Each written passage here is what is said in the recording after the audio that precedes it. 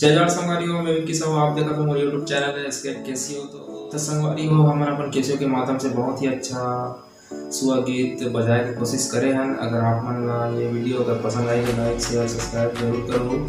और अगर ये वीडियो के माध्यम से आप मन कैसियो कीबोर्ड के मतलब नोट्स वगैरह सीखना होगी तो आप कमेंट करो।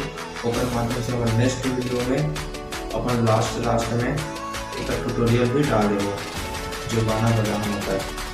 तो वीडियो का देखो संगवारी हो और अच्छा लगे तो अच्छा कमेंट करो, अपन भाई के चैनल करें संगवारी।